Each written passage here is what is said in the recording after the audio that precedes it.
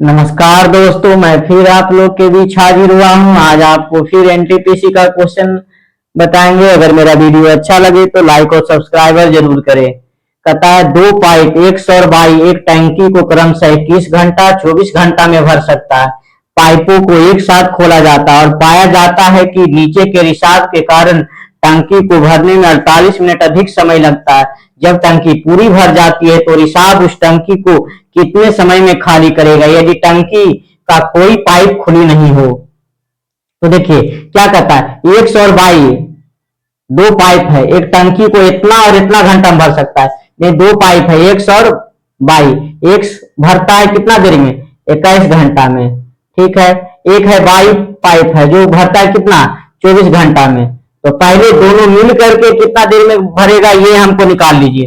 तो कितना होगा, 168 एलसीएम होगा। 21 और 24 का एलसीएम 168, इकाई अठी अड़सठा से 64 अड़सठा से अगर दोनों मिल करके अगर काम करेगा तब कितना देर में करेगा, 168 आवटा कितना 15। इसको काटिएगा तो कितना, 5 या 15, 5 से 5 या 15,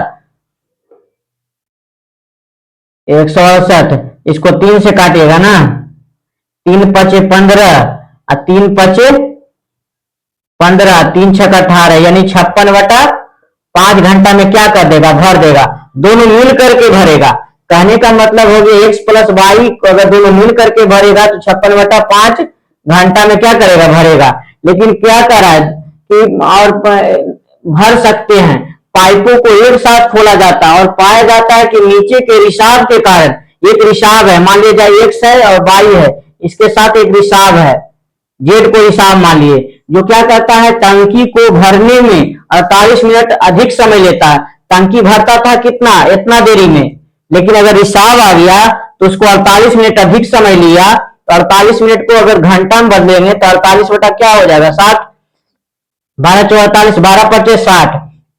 यानी इसमें क्या करिए, 4/5 क्या करेंगे, जोड़ देंगे तो कितना होगा, 56×4 60 और नीचे हर बराबर है तो 5 हो जाएगा, यानी 12 घंटा। अगर रिसाव रहता तो रिसाव के कारण उसको 12 घंटा का समय लेता, तो रिसाव के कारण उसको कितना देर का घंटा लगा, 12 घंटा का समय लगे। इसको नीचे एक दीजिए। अब 56 और 12 का एलसीएम कितना हो गया, 168। 56 तिया 168, 5 तिया 15, यानी 56 से भागा दिए 168 में तो 3 बार में, 3 को 15 से 5 से गुना किए तो 15, 12 में 168 से भागा दिए तो कई बार में, 14 बार में, और 14 में 1 से गुना किए तो 14। अब देखिए ये क्या कर रहा है, भर रहा है, लेकिन रिसाव के कारण ये क्या कर रहा है, खाली कर रहा है। तो रिसाव क्या करेगा, 1 यूनिट से क्या करेगा, उसको खाली करेगा। देखिए तो रिसाव उस टंकी को कितने समय में खाली करेगा, तो टोटल 168 था। अब रिसाव आ गया तो कितना क्षमता से खाली कर रहा है, एक क्षमता से, यानी 168/1 यानी 168 घंटा लेगा। ऑप्शन नंबर बी क्या हो जाएगा, सही हो जाएगा। अब देखिए दो समीकरण है, एक है 3x-5y, एक्स है, इसको ऐसे लिखिए, ठीक है, 3x-5y बराबर 7, और दूसरा है -6x + 10y बराबर 7। इसका 3 कंडीशन आपको याद रखना है, तीनों कंडीशन बता देते हैं। एक a1/a2 बराबर b1/b2 बराबर, अगर c1/c2 तीनों बराबर रहेगा तो इसका अनंत हल होगा। ठीक है, अनंत हल, और अनंत हल होगा इसका मतलब ये संपाती भी होगा। ठीक है, दूसरा अगर a1/a2 equal to not b1/b2 होगा तो इसका एक हल होगा, एक हल, और एक हल को अद्वितीय भी बोलते हैं, और अद्वितीय होगा इसका मतलब क्या होगा, ये प्रतिच्छेदी होगा। ठीक है, तीसरा अगर a1/a2 बराबर b1/b2 हो गया, इक्वल टू नॉट c1/c2 हो गया, ठीक है, तो इसका कोई हल नहीं होगा, कोई हल नहीं। कोई हल नहीं होगा इसका मतलब क्या होगा, ये समानांतर होगा।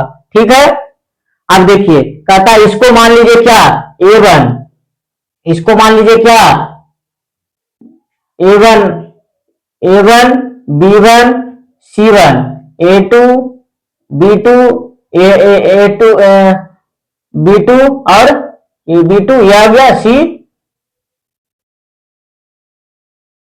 C2। ठीक है,